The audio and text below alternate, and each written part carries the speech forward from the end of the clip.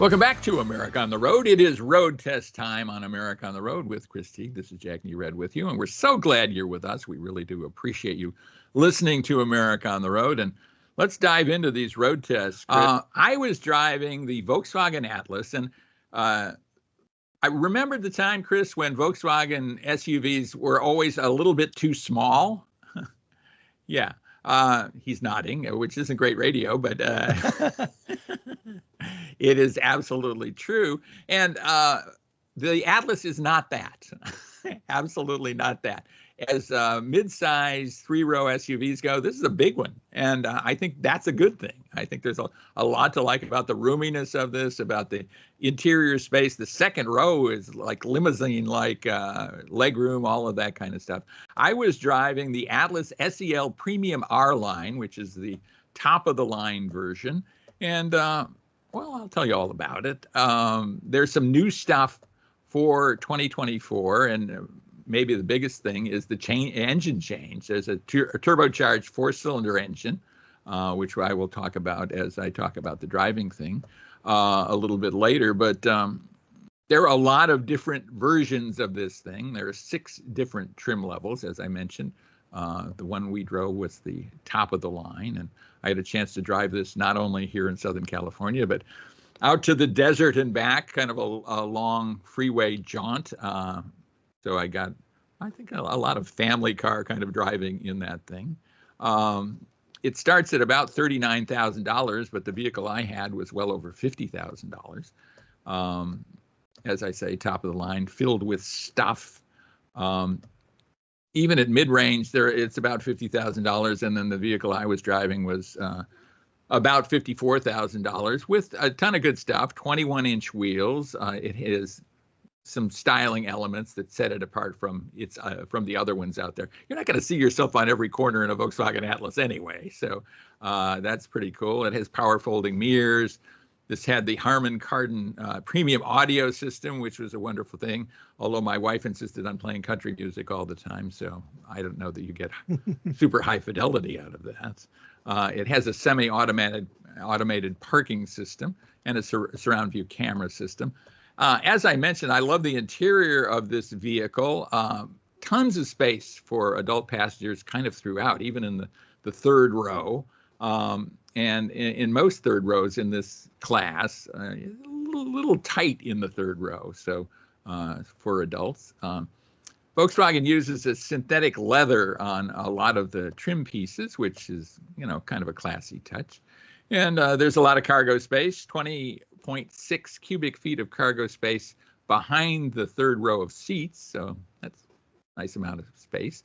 And then it expands to 96.8 cubic feet if you fold everything down.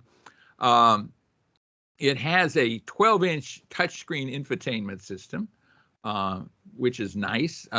Great wireless Apple CarPlay and Android Auto interface, all of that stuff.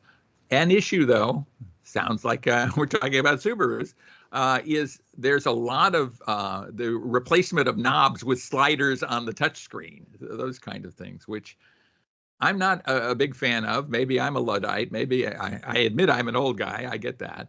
But I think it's just easier, especially as you're driving along, to reach over and grab a knob, as I am doing the simulation of that here in the studio, versus trying to find a touch screen and hit it as you're bouncing up and down a little bit and doing all of that stuff.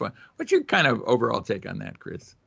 Yeah, one of the things I really love about my GR Corolla, other than the driving experience, is the fact that I have a physical climate control knobs, a physical volume knob, and things like that make it easy to do, as you say, while you're driving. Because once you build the muscle memory, you can just grab for the whatever it is and turn the knob or push the button. But pecking around on a touchscreen can be tricky. Yeah. Let me talk a little bit about power. As I say, I drove this on freeways at freeway speeds, among other things, and a lot of different tests as we do, of course. It has a turbocharged four-cylinder engine that offers 269 horsepower, 273 pound-feet of torque. Those are good numbers. I guess there's a little bit of turbo lag in this thing. I wasn't sure whether it was turbo lag or maybe the way the transmission was operating, it almost felt as if it had a CVT, Chris. It kind of droned a little bit, and then you would get some power. And I'm like, this it doesn't have a CVT. It actually has an 8-speed automatic transmission.